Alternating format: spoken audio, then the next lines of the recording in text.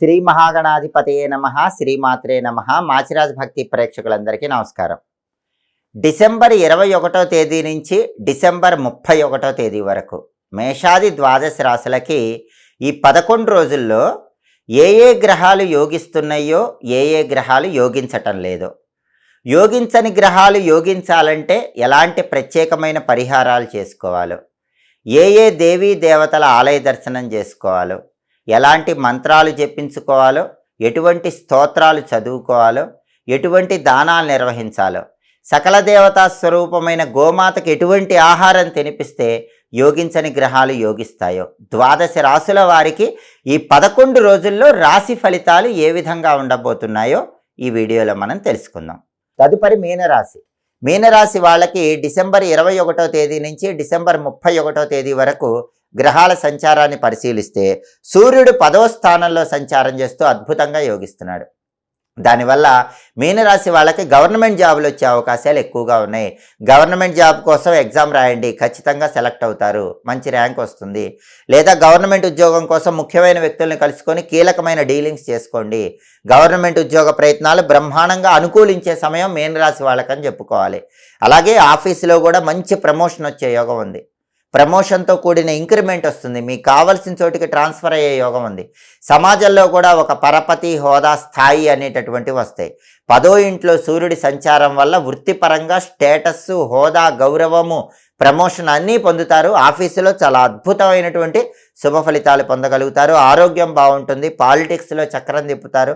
Agriculture ఫీల్డ్లో బాగుంటుంది. తండ్రితో ఉన్న గొడవలు సమసిపోతాయి. తండ్రితో రిలేషన్ బాగుంటుంది. తండ్రి తరపు బంధువుల వల్ల మంచి ప్రయోజనాలు చేకూరుతాయి. రవి 10వ ఇంట్లో ఉండటం వల్ల ఈ ప్రయోజనాలన్నీ పొందుతారు. అలాగే మీనరాశి వాళ్ళకు బుధుడు 9, 10 స్థానాల్లో సంచారం చేస్తున్నాడు. మొదటి 8 రోజులు 9వ సంచారం, తర్వాత 3 రోజులు 10వ సంచారం. బుధుడి బలం లేదు కాబట్టి విద్యార్థులు బాగా హార్డ్ వర్క్ చేయాలి. బాగా హార్డ్ వర్క్ చేస్తేనే ర్యాంకులు వస్తాయి. అలాగే కొత్త జాబ్ కోసం ఇంటర్వ్యూకి వెళితే మాత్రం బాగా ప్రిపేర్ అయ్యి కొత్త జాబ్ కోసం ఇంటర్వ్యూకి వెళ్ళాలి. ఉన్న జాబ్లో అయితే తిరుగుండదు, సూర్యుడు అద్భుతంగా ఉన్నాడు. కొత్త జాబ్ కోసం ఇంటర్వ్యూకి వెళ్తే మాత్రం బాగా హార్డ్ వర్క్ చేసి ప్రిపేర్ అయ్యి వెళ్తేనే కొత్త జాబ్ వస్తుంది. బిజినెస్లో కూడా కొద్దిగా ఊహించిన స్థాయి కంటే తక్కువ స్థాయిలో లాభాలు కనిపిస్తూ ఉంటాయి. బుధుడి బలం లేదు కాబట్టి బుధుడి బలం పెరగటానికి గణపతికి సంబంధించిన వక్రతుండాయ హుం అనే మంత్రం రోజు 21 సార్లు చదువుకోవాలి. గణేష పంచరత్న స్తోత్రం చాంటింగ్ వినాలి.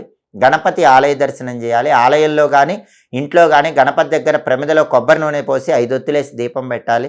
నానబెట్టిన పెసలు గోమాతకు తినిపించటం, 1.25 కేజీ పెసలు ఆకుపచ్చ వస్త్రంలో మూట కట్టి దానం ఇవ్వటం చేసుకోవాలి. గణపతిని ఎంత పూజిస్తే అంతగా విద్యారంగంలో, వ్యాపార రంగంలో, కొత్త ఉద్యోగం కోసం చేసే ప్రయత్నాల్లో బుధుడి బలం పెంచుకొని అనుకూల ఫలితాలు పొందవచ్చు. అలాగే మీనరాశి వాళ్ళ కుజుడు 10వ ఇంట్లో ఉన్నాడు, వ్యతిరేకంగా ఉన్నాడు కాబట్టి ఫుడ్ బిజినెస్ అంత గొప్పగా ఉండదు. హోటల్ కమ్ రెస్టారెంటు, రైసు, ఎండుమిర్చి, కాపర్ మెటీరియల్ ఈ వ్యాపారాల్లో అంత లాభాలు కనిపించవు. సెంట్రల్ గవర్నమెంట్ సెక్టార్లో పనిచేసే వాళ్ళకు కూడా కొన్ని ఒడిదుడుకులు ఉంటాయి. Police sector, military sector, railways వీటిల్లో పనిచేసే వాళ్ళకు 10వ ఇంట్లో కుజుడి వల్ల కొద్దిగా వ్యతిరేక ఫలితాలు ఉంటాయి. రియల్ ఎస్టేట్ కూడా డల్గానే ఉంటుంది. మీనరాశి వాళ్ళకి పెద్దగా డీల్స్ ఏమీ ఓకే అవ్వవు. ప్రాపర్టీస్ పరంగా అంత లాభం ఏమి కనిపించటం లేదు. 10వ ఇంట్లో కుజుడు వ్యతిరేకంగా ఉన్నాడు. సోదరులతో కూడా కొంచెం జాగ్రత్తగా ఉండాలి. ప్రధానంగా రియల్ ఎస్టేట్ వాళ్ళకి కొన్ని ఒడిదుడుకులు అనేవి ఉంటాయి. కుజుడు 10వ ఇంట్లో ఇచ్చే వ్యతిరేక ఫలితాలు పోవాలంటే నానబెట్టిన కందులు బెల్లంతో కలిపి గోమాతకు తినిపించాలి. 1.25 కేజీ కందులు ఎర్ర వస్త్రంలో మూటగట్టి బ్రాహ్మణుడికి దానం ఇవ్వాలి. సుబ్రహ్మణ్య స్వామికి సంబంధించినటువంటి ఓం సాం శరవణ భవ అనే మంత్రం రోజు 21 సార్లు చదవాలి. సుబ్రహ్మణ్య కరావలంబ స్తోత్రం చాంటింగ్ వినాలి. ఇవి చేసుకుంటే 10వ ఇంట్లో కుజుడిచ్చే వ్యతిరేక ఫలితాలు తొలగిపోతాయి. అలాగే మీనరాశి వాళ్ళకి శుక్రుడు కూడా 10వ ఇంట్లో వ్యతిరేకంగా ఉన్నాడు. దానివల్ల టెక్స్టైల్ బిజినెస్ అంత గొప్పగా ఉండదు. లేడీస్ ఎంపోరియము, బొటిక్ లాంటివి కూడా గొప్పగా ఉండవు. బ్యూటీ రిలేటెడ్ కాస్మెటిక్స్ ఇలాంటివి కూడా గొప్పగా ఉండవు. కళారంగం కూడా సాధారణంగా ఉంటుంది. సినిమా, టీవీ రంగాలు, సంగీత నాట్య రంగాల్లో గొప్పగా అవకాశాలు ఏమి రావు. సహనంతో వేచి చూడాలి.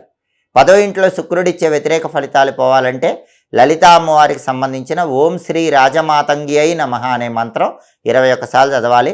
రాజరాజేశ్వరి అష్టకం చాంటింగ్ వినాలి. నానబెట్టిన అలసందలు గోమాతకు ఆహారంగా తినిపించాలి. 1.25 కేజీ అలసందలు తెల్లటి వస్త్రంలో మూటగట్టి దానం ఇవ్వాలి. ఇవి చేసుకుంటే శుక్రుడు 10వ ఇంట్లో ఇచ్చే వ్యతిరేక ఫలితాలు తొలగిపోతాయి. కాబట్టి మీనరాశి వాళ్ళకి బుధుడి బలం లేదు, కుజుడి బలం లేదు, శుక్రుడి బలం లేదు. కాబట్టి ఈ 3 గ్రహాలకు సంబంధించిన పరిహారాలు చేసుకోండి. రవి బలం మాత్రం అద్భుతంగా కాపాడుతుంది. దానివల్ల అనుకూల ఫలితాలు అందిపుచ్చుకోవచ్చు.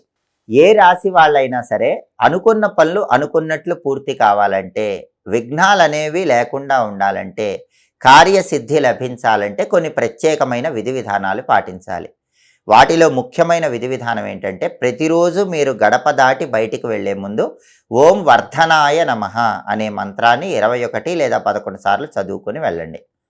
ఓం వర్ధనాయ నమః ఈ మంత్రం చదువుకుని వెళితే మీరు దినదిన ప్రవర్ధమానమవుతారు. మీ పనుల్లో సులభంగా విజయం చేకూరుతుంది. అలాగే ముఖ్యమైన పని మీద బయటికి వెళ్ళేటప్పుడు, చాలా కష్టసాధ్యమైన పనిలో విజయం సాధించాలంటే కపిల గోవుకు బెల్లం తినిపించి వెళ్ళండి. కపిల గోవుకు బెల్లం తినిపించి వెళితే కష్టసాధ్యమైన పనుల్లో విజయం చేకూరుతుంది. అలాగే చాలామందికి ఏ పని ప్రారంభించినా సరే ఆ పనిలో ఎప్పుడూ ఏదో ఒక ఆటంకాలు వస్తూ ఉంటాయి. ఒక ఆటంకం తర్వాత ఇంకొక ఆటంకం వస్తూ ఉంటుంది. పనులు తొందరగా పూర్తవవు. అనుకున్న పనులు అవ్వకుండా ఇబ్బంది పడుతున్న వాళ్ళు ఎవరైనా సరే, అనుకున్న పనులు అనుకున్నట్లుగా పూర్తి కావాలంటే ఏ పని ప్రారంభించినా సరే ముందుగా వినాయకుడి ఆలయ ప్రాంగణంలో కొబ్బరి చిప్పల దీపాన్ని వెలిగించి ఆ పనిని ప్రారంభించండి.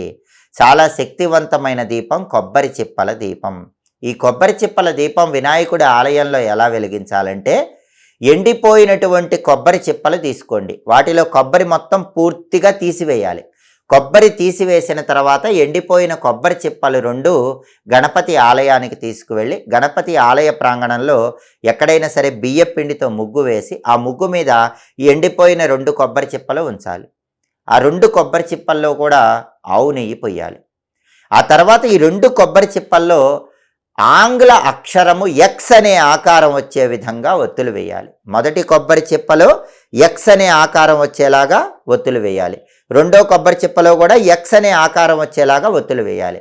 అంటే ఎలా వేయాలి? 2 ఒత్తులు తీసుకొని ఒక ఒత్తిగా చేసి ఆ ఒత్తిని వేయాలి. మళ్ళీ ఇంకొక 2 ఒత్తులు తీసుకొని ఒక ఒత్తిగా చేసి ఆ ఒత్తి వేయాలి. ఈ 2 ఒత్తులు కూడా ఇంటూ ఆకారం, క్రాస్ ఆకారం వచ్చేలాగా ఒక కొబ్బరి చిప్పలో వేయాలి.